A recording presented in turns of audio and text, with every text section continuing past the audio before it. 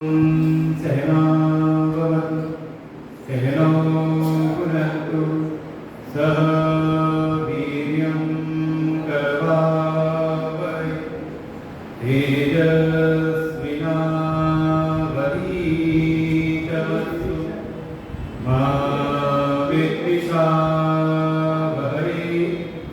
ॐ शान्ति शान्ति शान्तिः। अखण्डमण्डलाकारं व्याप्तं येन चराचरं तत्पदं दर्शितं येन तस्मै श्रीगुरवे नमः। अज्ञानतिमिरान्धस्य ज्ञानाञ्जनशलाकया चक्षुर्मीलितं येन तस्मै श्रीगुरवे नमः। गुरुर्ब्रह्मा गुरुर्विष्णु गुरुर्देवो महेश्वरः गुरुर्साक्षात् परं ब्रह्म तस्मै श्रीगुरवे नमः। त्वमेव माता च पिता त्वमेव बन्धुश्च सखा त्वमेव विद्या द्रविणं त्वमेव सर्वं मम देव देव। गजाननं भूतगणाधिसेवितं कपिध्वजम्बूफलचारुभक्षणम् उमासुतं शोकविनाशकारकं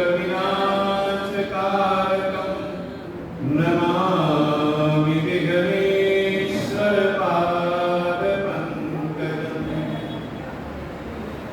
ॐ पार्थाय प्रतिबोधितां भगवता नारायणेन स्वयं व्यासेन ग्रथितां पुराणमुनिना मध्ये महाभारतम्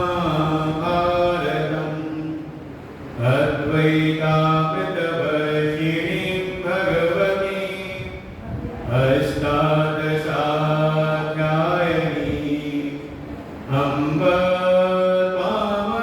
त्वामनुसन्दधामि भगवद्गीते भवद्वेषिणीम्। यं ब्रह्मा वरुणेन्द्र रुद्रमरुतः स्तुन्वन्ति दिव्यैस्तवैः वेदैः साङ्गपदक्रमोपनिषदैः गायन्ति यं सामगाः। ज्ञानावस्थिततद्गतेन मनसा पश्यन्ति यं योगिनो यस्यान्तं न विदुसुरासुरगणाः देवाय तस्मै नमः देवाय तस्मै नमः।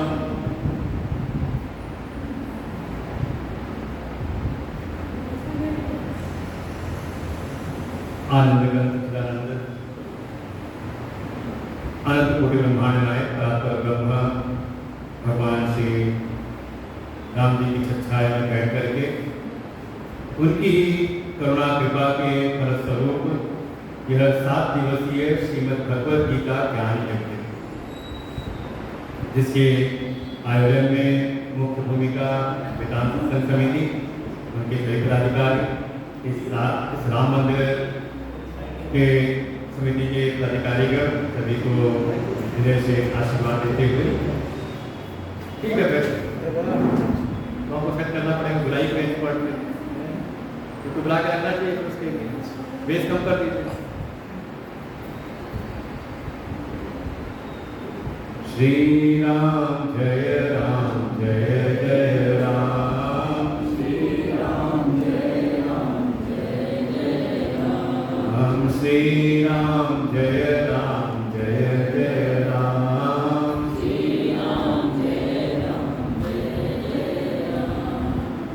बोले सिद्धानंद भगवान की। संभावना ये कि आप लोग यहाँ कोई बैठ जाए तो वहाँ से कर दो एक बार में, या तो जिसको पता हो उसको बुलाया जाए, पता है कि जैसी व्यवस्था है उसको सुनना पड़ेगा। भगवान के हित कृपा से यह 7 दिवसीय श्रीमद् भगवद गीता ज्ञान यज्ञ, जिसमें चतुर्थ अध्याय के ऊपर हमें विचार करना है। जैसा कि मेरे स्मरण में है, गत वर्ष तो नहीं, गत वर्ष के साथ हुआ है, तीसरा अध्याय का हमने यहाँ सुनाया था, उसी क्रम में ही जैसा कि तीसरे अध्याय के बाद चौथे अध्याय के ऊपर चर्चा की जाए, तो हम विचार करें कि वास्तव में श्रीमद् भगवद गीता का जो चौथा अध्याय है, जिसका नाम है ज्ञान कर्म संन्यास योग। श्रीमद् भगवद गीता कोई स्वतंत्र ग्रंथ नहीं है। महाभारत जो एक विशद ग्रंथ है, उसका ये एक अंश है।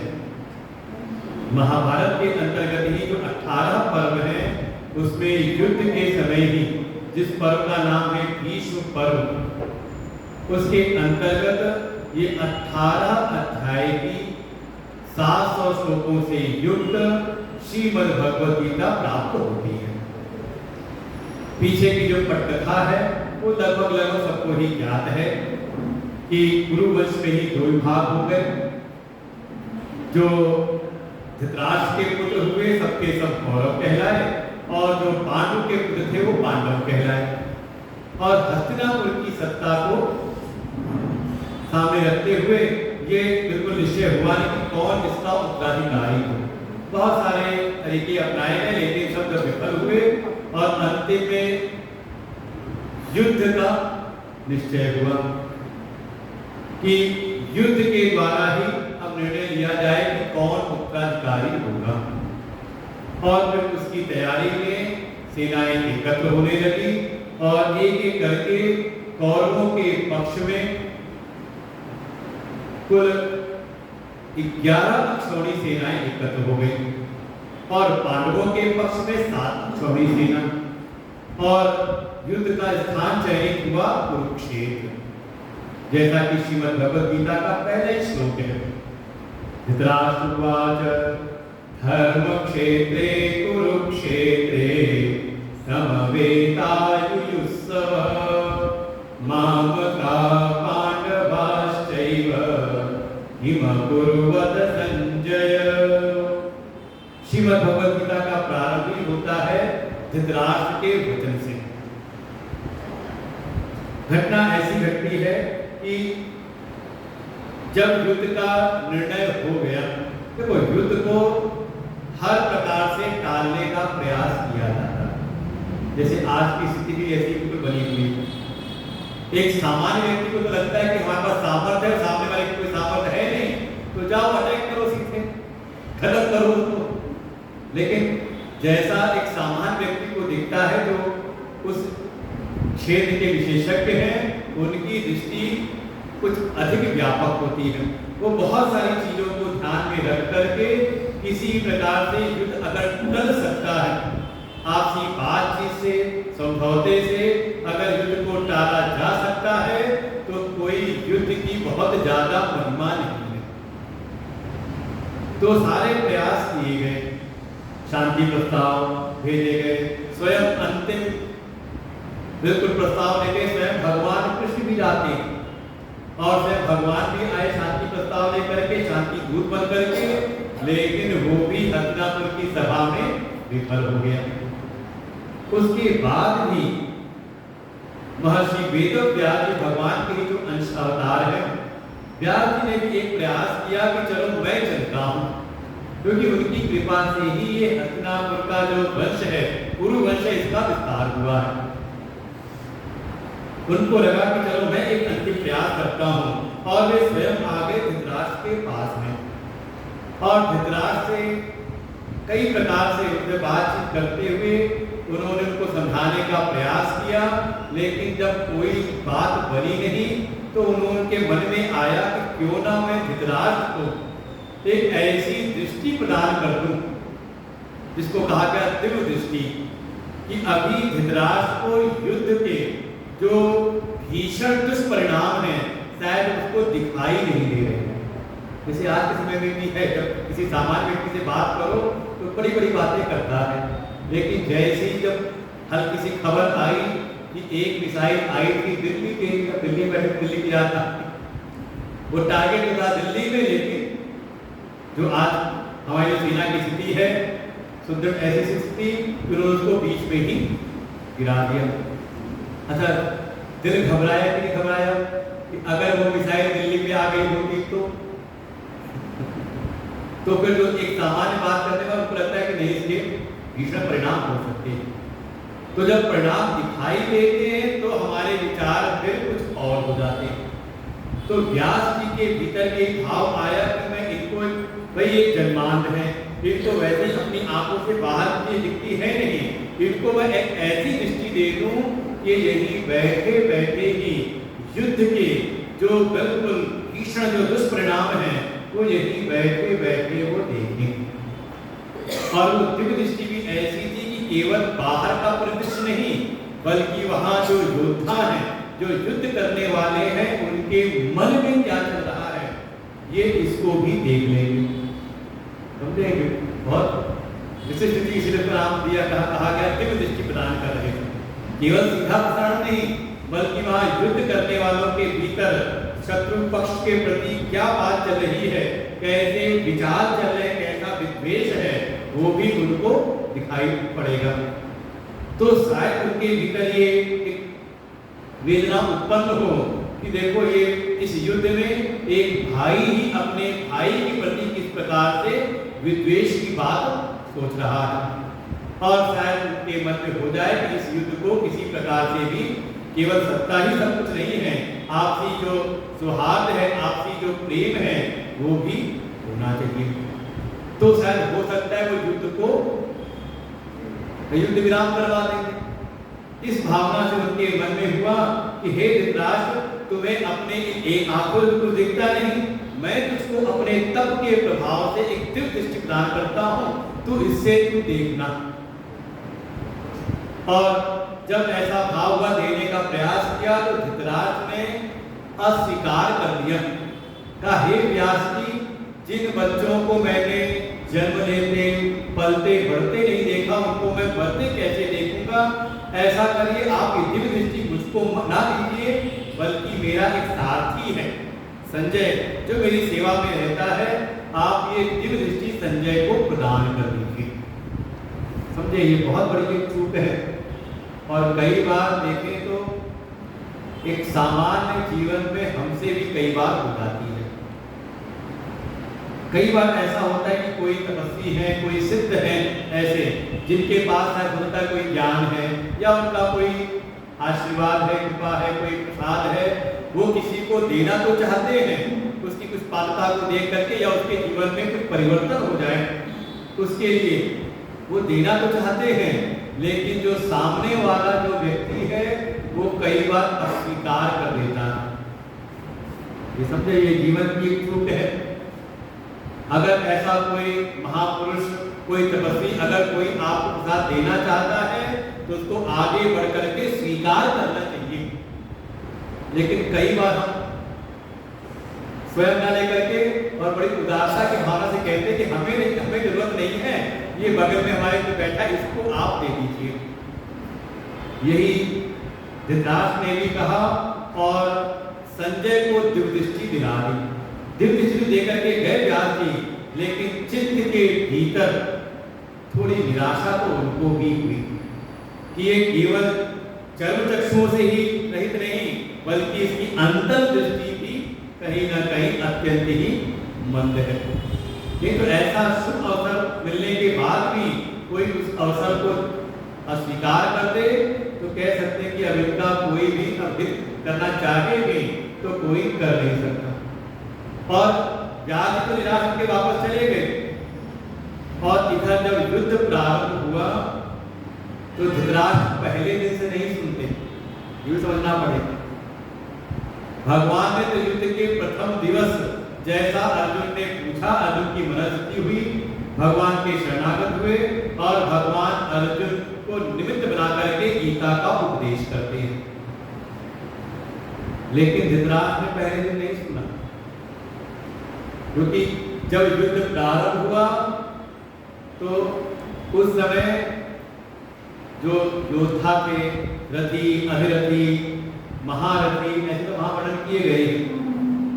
वहां जो योद्धा तो बहुत सारे थे, लेकिन योद्धा भी सफल तब होते हैं जब उनके रथ का संचालन करने वाला सारथी भी अत्यंत कुशल हो। तो उस समय भी ऐसा अभाव था, इसलिए धृतराष्ट्र ने संजय को पहले दिन से भेज दिया था युद्ध क्षेत्र में कि हे संजय, जाओ तो किसी महारथी, अधिरथी, किसी योद्धा का तो रथ का संचालन करो, बाकी दिन भर की जो घटना होगी वो आकर के तो मुझको शाम को सुना देना। जब युद्ध विश्राम ले, बस जैसे आज के समय युद्ध हो रहा है रात में, उस समय युद्ध दिन में होता है। उस समय सूर्योदय से युद्ध प्रारंभ होता, नियम थे सूर्योदय से युद्ध प्रारंभ होगा और सूर्यास्त तक युद्ध चलेगा। तो संजय जाते और रोज की जो युद्ध में घटनाएं होती शाम को आकर के उनको सुनाते थे। लेकिन घटना घटित हुई 10वें दिन, जब भगवान के कहने से अर्जुन ने शिखंडी को आगे रखा और जब शिखंडी को सामने रखा तो भीष्म पितामह ने अपने जो शस्त्र थे उनको रख दिया, संधान चलाया नहीं उनको। कारण कि शिखंडी नपुंसक थे, उनका एक प्रण था कि हाँ नपुंसक पर उनको शस्त्र संधान नहीं करना। लेकिन भगवान की आज्ञा मान करके शिखंडी को सामने रख करके अर्जुन ने बाण चलाना प्रारंभ किया और एक एक करके इतने बाण लगे भीष्म पितामह को कि वो धराशायी होते और बाणों की शैया पर ही गिर जाते, मरते नहीं, क्योंकि उनको इच्छा मृत्यु का वरदान प्राप्त था। तो मरे नहीं, लेकिन बाणों की शैया के ऊपर वो पड़ गए और दोनों ही पक्ष के पूज्य थे, वंदनीय थे, इसलिए उनके सम्मान में उस दिन का युद्ध मत दिवस ही विराम ले लेता।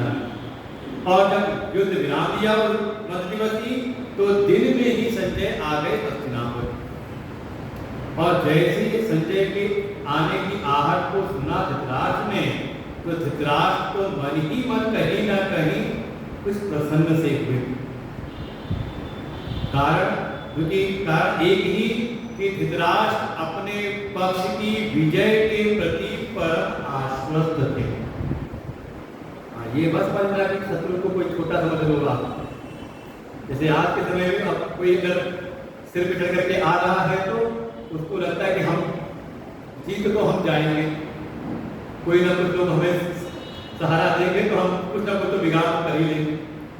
तो उस समय धृतराष्ट्र भी कहीं ना कहीं अपनी विजय के प्रति परम आश्वस्त थे। जैसे संजय आए तो उन्होंने यही बात पूछी, क्या हमारे पक्ष की विजय हो गई?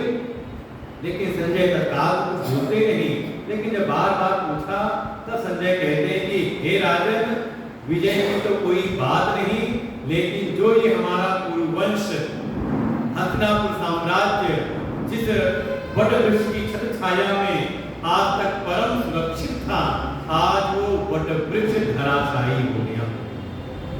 भीष्म पितामह शरशैया पर पड़ गए। तब धृतराष्ट्र को थोड़ा धक्का सा लगा कि ऐसे कैसे हो गया। और फिर धृतराष्ट्र पूछते, जो पहला श्लोक है, तो ये जो महाभारत भगवान ने युद्ध के पहले दिन उपदेश किया, लेकिन महाभारत ग्रंथ में ये जो उपदेश है वो युद्ध के 10वें दिन मिलता है। इसलिए कभी आप पूरा महाभारत ग्रंथ अगर अध्ययन करें तो वहां पर विचलित संदेह ना हो। भगवान को उपदेश पहले दिन किया था, लेकिन जो ये श्रीमद् भगवद गीता महाभारत में है वो युद्ध के 10वें दिन वहां पर वर्णन मिलता है। कारण यही है कि उस समय धृतराष्ट्र अचंभित होकर के, क्योंकि उनको कभी ऐसा संदेह विकट था ही नहीं किसी प्रकार का भी अपनी विजय के प्रति। और जब सुना कि भीष्म पितामह शरशैया पर पड़ गए और बाण चलाने वाले हैं अर्जुन, तो उनको फिर कुछ विशेष संदेह भीतर हुआ। और फिर संजय से पूछते हैं, धृतराष्ट्रवाच धर्म क्षेत्रे कुरुक्षेत्रे समवेतायुयुस्तव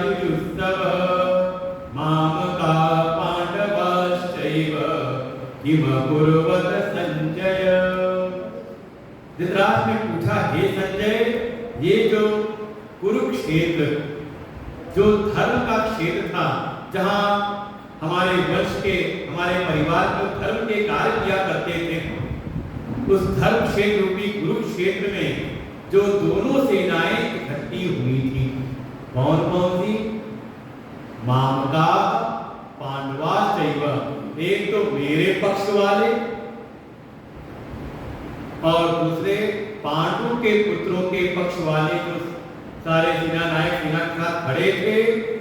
तुम बताओ, वहां पर पहले दिन से बताओ मेरे को, क्या कुछ विशेष घटना हुई थी? किम अपूर्वत, क्या किया था? दोनों जो युद्ध की इच्छा से दोनों सेनाएं इकट्ठी हुई थी, उन्होंने क्या किया था? क्या वहां पर कोई विशेष घटना हुई थी? कारण है, जैसे आज के समय में युद्ध केवल युद्ध के मैदान में नहीं लड़े जाते।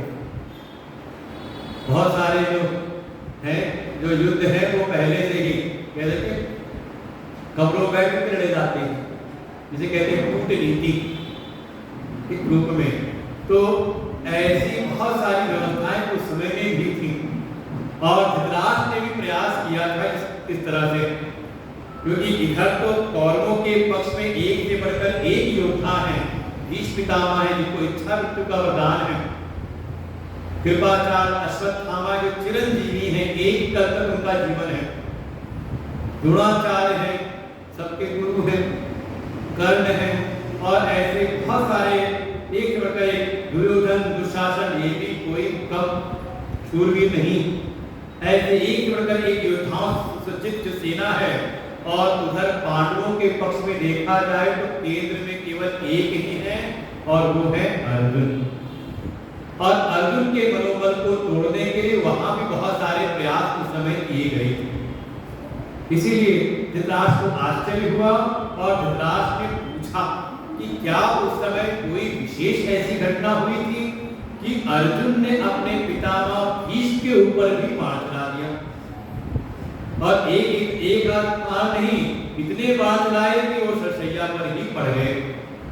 और इसके उपरांत फिर संजय बोलना प्रारंभ करते और वही फिर पूरा एक श्रीमद् भगवत गीता का प्रसंग महाभारत में मिलता है। फिर दोनों सेनाओं का पहले वर्णन किया और वहां बताया संजय ने कि किस प्रकार से दोनों सेनाएं सामने खड़ी हुई। पहले दुर्योधन सेना को देख करके दृष्ट्वा तो पांडवानीकम व्यूढ़म दुर्योधन तथा, जो व्यूहाकार खड़ी हुई पांडवों की सेना को दुर्योधन ने देखा, देखकर फिर वो गया अपने गुरु आचार्य द्रोण के समीप, आचार्य उपसंगम्य राजा वचन अब्रवीत। और जब दुर्योधन गया जाकर के उसने पूरी सेना को दिखाया, सामने के पक्ष वालों को भी और अपने पक्ष के भी योद्धाओं का पूरा वर्णन किया, लेकिन उत्तर में उनके गुरु आचार्य द्रोण का एक भी वक्तव्य नहीं आता।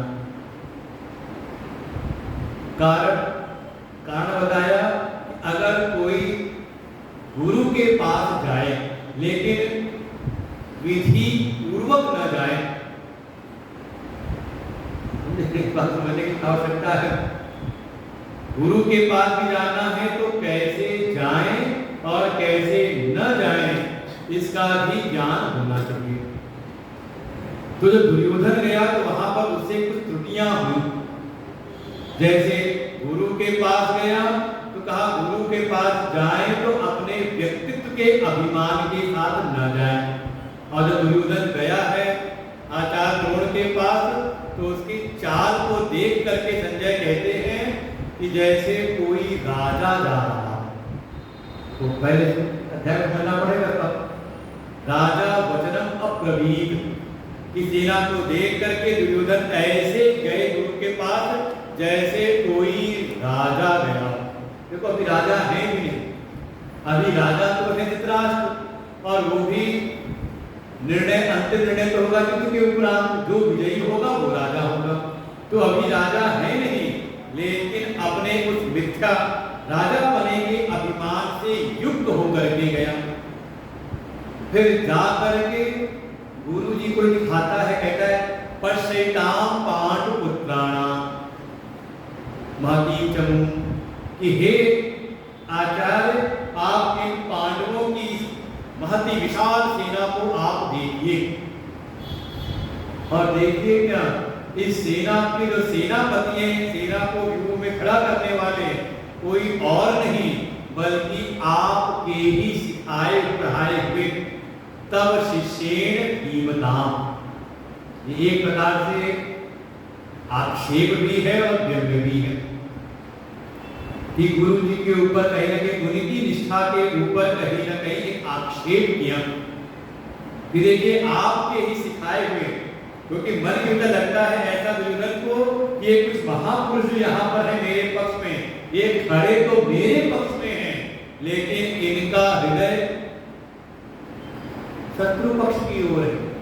अच्छा, वर्तमान में ऐसी स्थिति है कि नहीं? बहुत सारे हैं तो हमारे देश में रह रहे हैं, ऐसा नहीं कि आज कोई घटना घटित हो रही है, ये समझ लो ये यहाँ की कार्य जाती है, तो कहीं ना कहीं दुर्योधन को भी लगता है ये खड़े तो है हमारे पक्ष में, लेकिन इनका हृदय है शत्रु पक्ष में। थोड़ा उनको उनके ऊपर व्यंग्य भी, एक आक्षेप भी कि देखिए सामने खड़ा कौन है आपसे युद्ध करने के लिए, ये आपके ही सिखाए पढ़ाए हुए, और वो भी एक व्यक्ति रूप में तब शिष्येण धीमताम, आप ही के बड़े बुद्धिमान शिष्य सामने खड़े हैं। ये प्रकार से व्यंग्य भी होता है, जैसे आप किसी से परेशान हो और आपने उसको खड़ा किया हो, तैयार किया हो, और कभी वो आपके विपरीत आ जाए तो दो चार आपको कहने वाले मिल जाएंगे और कहाओ और सहारा को देखो आज तुम्हारा सहारा लेकर के तुम्हारे ही विपक्ष में खड़े।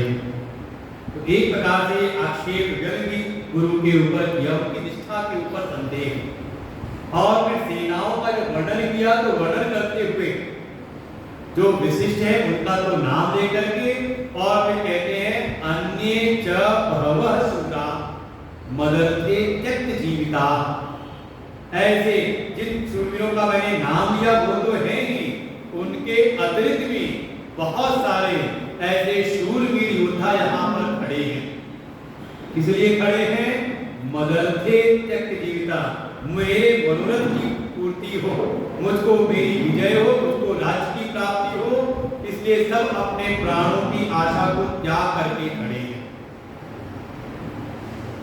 इसे कहा परम स्वार्थ की भावना से युक्त होकर के।